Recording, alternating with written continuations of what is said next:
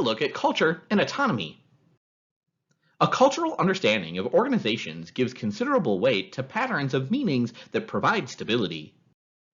These ideas and meanings often lead to the absence of questioning of existing social conditions. In this case, basic conditions tend to be taken for granted, and the social world will be regarded as natural, neutral, and legitimate. If a given social system is to function and to be reproduced, the ideas and meanings involved must thus be limited. This is partly what culture is about.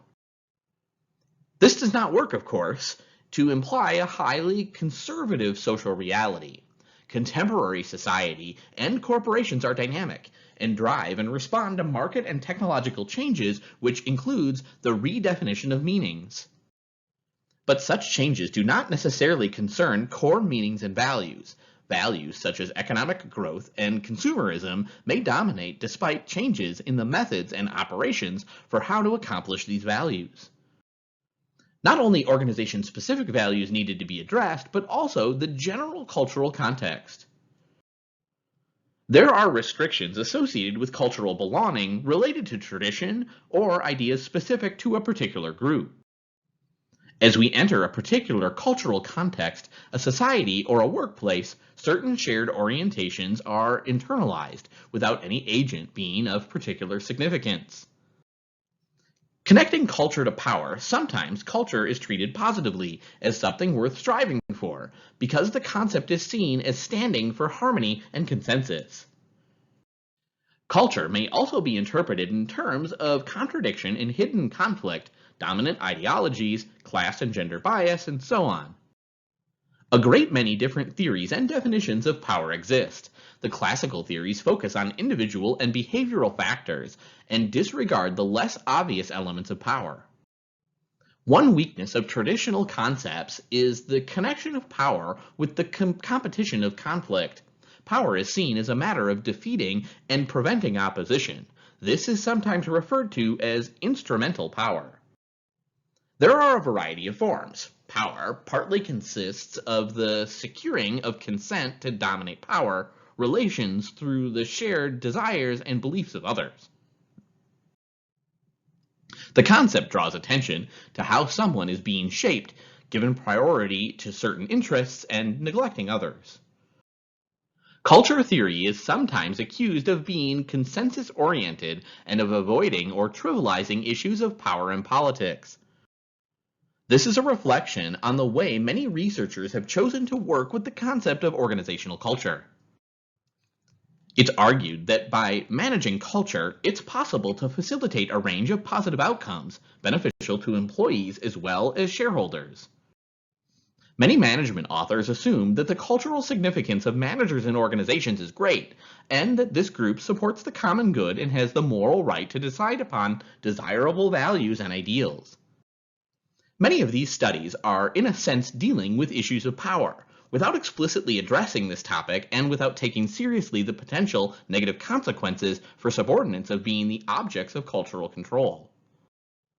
There's also a rich collection of insights that encourages a critical approach to power aspects of the management of culture. The creation and utilization of ideologies and symbolic means of control are critical features of management and leadership. Leadership is typically used in ways that trigger association in a positive direction, the channeling of thinking and effort into a direction upon which there is or develops a consensus and from which everybody involved benefits. While power indicates that certain interests and voices are either not respected or never raised, and some options and degrees of freedom become blocked. Corporate culture, as an expression of power, may be seen as taking the form of systematic efforts to establish a certain worldview, a particular set of values and/or emotions among corporate employees. There's a possibility that what's being strongly expressed in public makes people inclined to act in line with it, even though they may not feel that they have the same distance or intellectual control from the situation. Idealized descriptions of corporate culture are a common feature of contemporary corporate life, but few people outside the management team or human resource department seem to take them very seriously. A slightly different approach involves the management of meaning, which is regarded as the symbolic action and means that a powerful agent draw attention to certain things and away from others. Language is carefully used in ongoing communication. This control is centered around the ideas and meanings that management or individual managers want employees to embrace. Managers may be seen, therefore, as agents of power, creating or reproducing shared meanings, ideals, and values. Preoccupation with information is widespread because of the cultural value attributed to information. Asking for information or justifying decisions in terms of information is how we symbolize that the process is legitimate, that we're in good decision-making modes, and that our organizations are managed well. Paradoxically, it's the cultural value placed on instrumental rationality, on reason, facts, and other things that information symbolizes that accounts for deviation from the ideal. In other words, people emphasize information, viewed as the cornerstone in instrumental rationality, far more than can be required or used from an objective, instrumental rational point of view. Too much focus on information prevents the practical use of it and takes attention away from the institution and creativity. Research on management culture in the Western world has led to a somewhat narrow view of organizational culture. Basic elements of Western culture, progress, efficiency, rationalization, productivity, control, hierarchy, and affluent consumption, among others, are shared by management researchers writing about organizational culture. Perhaps because of this, these values generally go unexamined. Organizational theorists, especially in the United States, tend to share the views of managers on a given subject matter. Researchers tend to view the cultural phenomenon they encounter as natural, part of the world order, rather than as specific or to national or late capitalist or post-industrial society and business culture. An interesting illustration of this cultural blindness is the fact that few organizational cultural researchers have observed that a preoccupation with making everything as efficient as possible is a key feature of Western culture.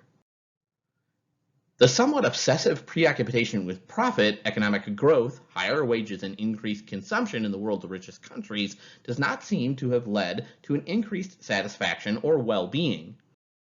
In many organizations, there's a strong competition and high pressure from financial markets, which frequently give a one-sided emphasis to goals such as profit and growth, sacrificing autonomy and quality at work. To understand organizational reality, then, is to ascertain why a particular meaning system exists by examining the conditions that necessitate its social construction and the advantages afforded to certain interests.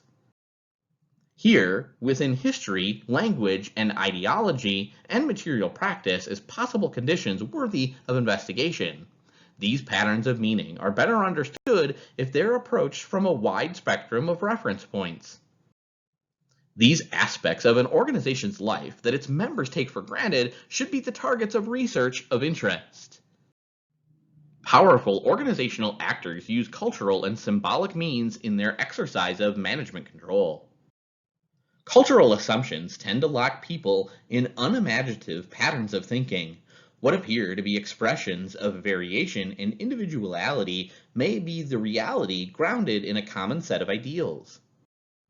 The idea of being an individual and showing one's individuality is often a surface phenomenon and barely hides the background of shared norms and rules.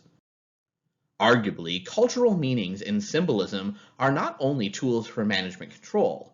Culture also subordinates members of social elites to strict interpretations and patterns of relating to the world.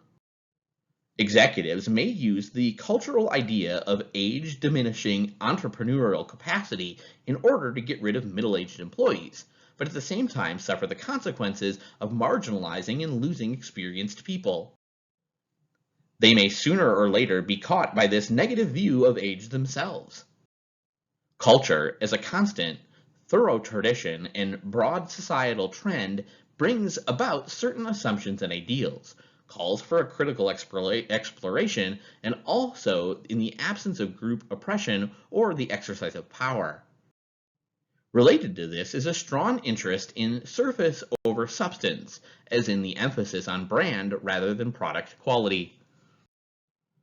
One striking area in which critical thinking has tried to challenge conventional assumptions and meanings is gender.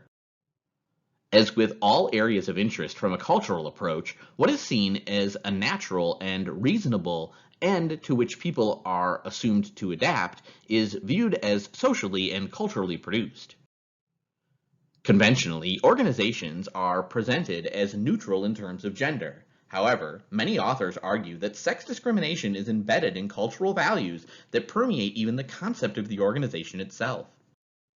Organizational culture is normally dominated by men, involving notions of gender and sexuality in language, stereotypes, values, beliefs, and assumptions.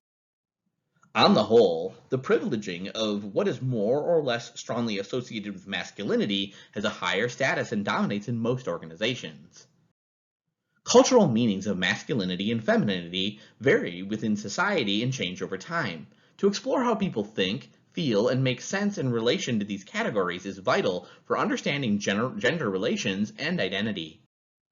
In society and in different organizations, there exist more or less profound ideas that certain types of education, career choices, work, and certain positions are connected with a certain gender. A cultural approach to the theme of gender and organization means a wide spectrum of cultural manifestations that are taken seriously. An important field that has attracted considerable interest in recent years is ethics.